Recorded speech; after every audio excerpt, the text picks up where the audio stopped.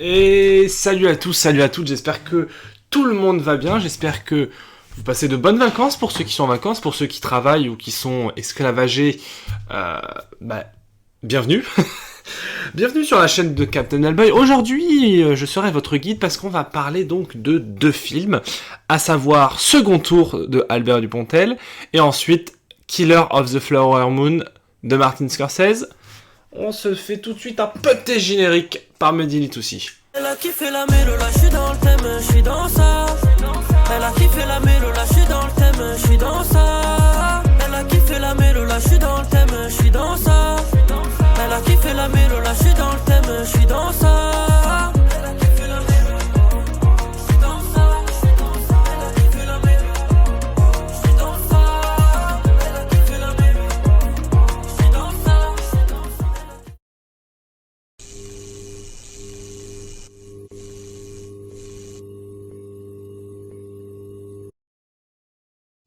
Alors, Albert Dupontel, oui, on va parler de cinéma français aujourd'hui. Vous avez vu, je commence à vraiment bien aimer le cinéma français. Calmez-vous.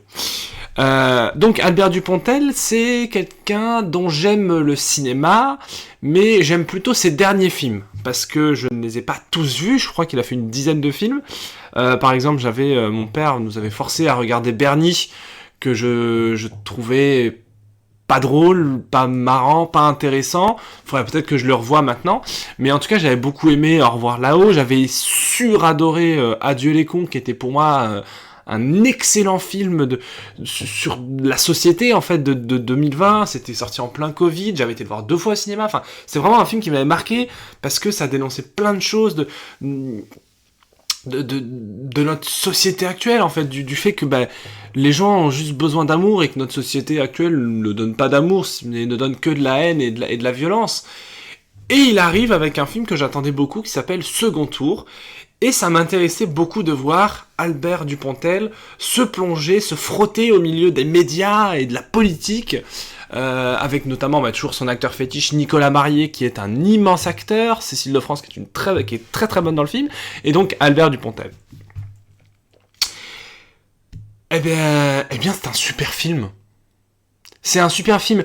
On va très vite passer sur le Scorsese parce qu'en fait, le Dupontel, j'ai pas beaucoup de choses à dire dans le sens où, la mise en scène est magnifique.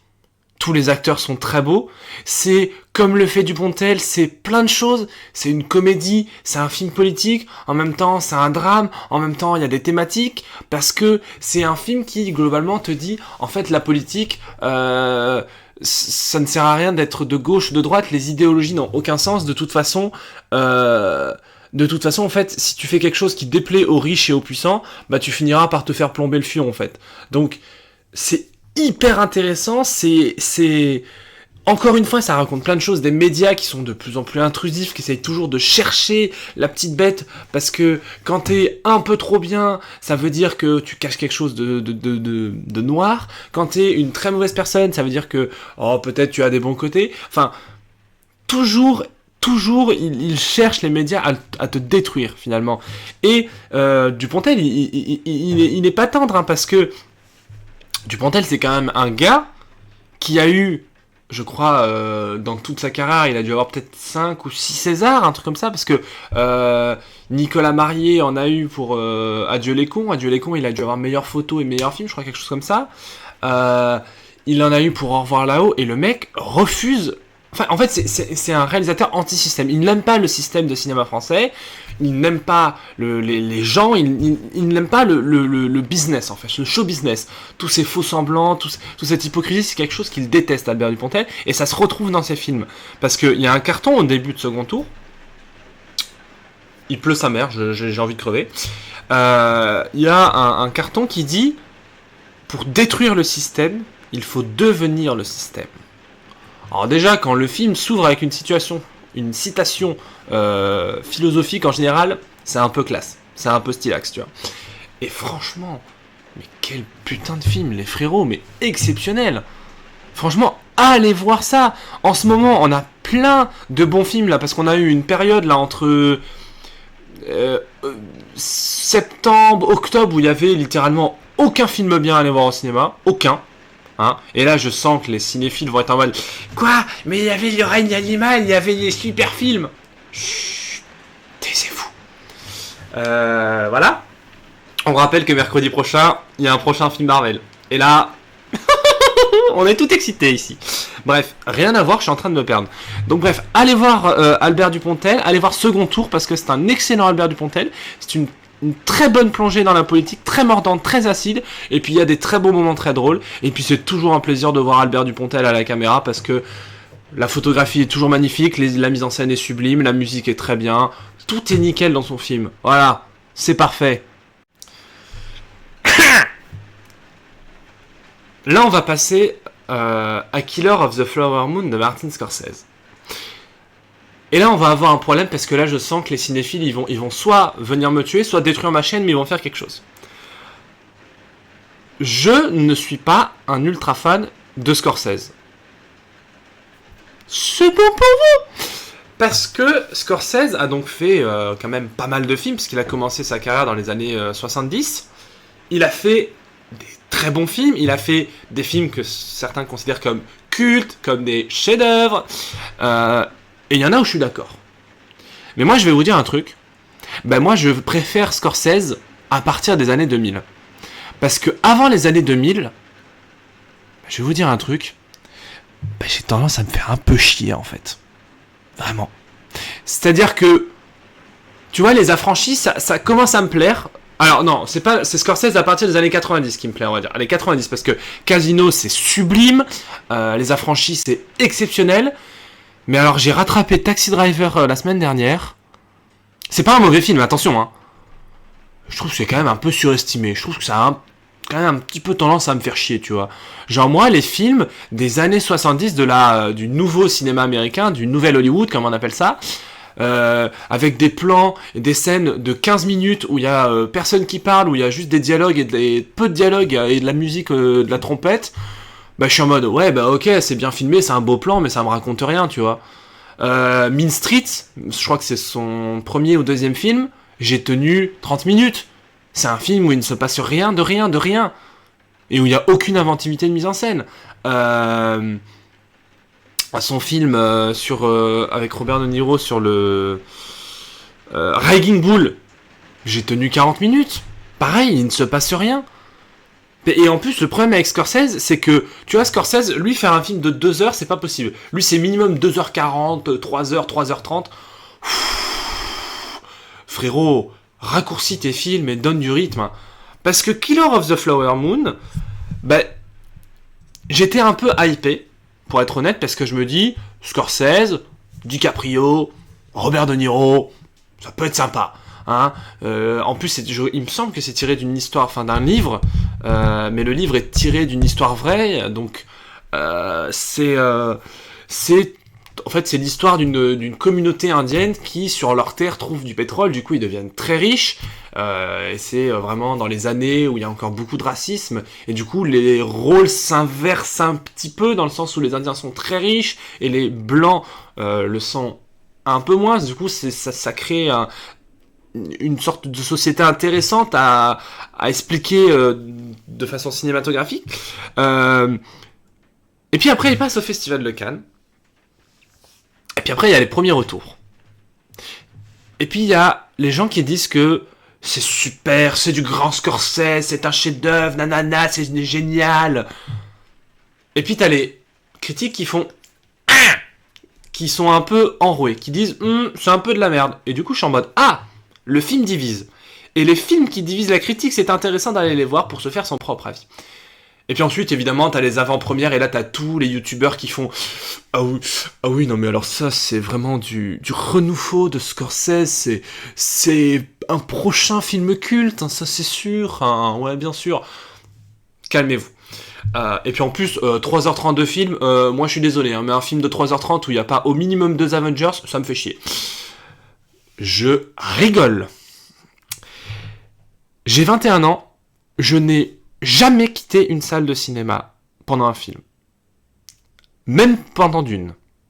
Même pendant Asteroid City. Même pendant 3 jours max. Même pendant Alibi.com 1, je n'ai pas quitté la salle. Et là, je suis parti au bout de 1h45 Parce que c'est un film qui souffre du syndrome Dune. C'est-à-dire, c'est un film où il n'y a rien. C'est du vide. Je vais m'expliquer. J'ai été voir le film en VO, donc là on pourra pas dire mais tu peux pas critiquer un jeu d'acteur si tu vas voir le film en français. Oui, allez, c'est ça, c'est les haters de ma chaîne et ils me cassent les couilles. Donc je peux critiquer le jeu d'acteur parce que DiCaprio est un acteur qui n'a jamais mal joué de tous ses films.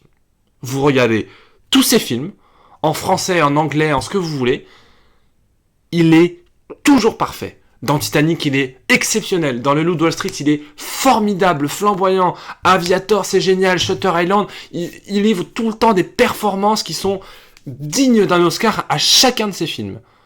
Mais alors là, je ne l'ai jamais vu autant en mort cérébrale, autant effacé, autant en arrêt cardiaque. C'est terrifiant de le voir comme ça. C'est-à-dire que dès sa première scène, dès sa première réplique, il n'y a pas une réplique qui tombe juste.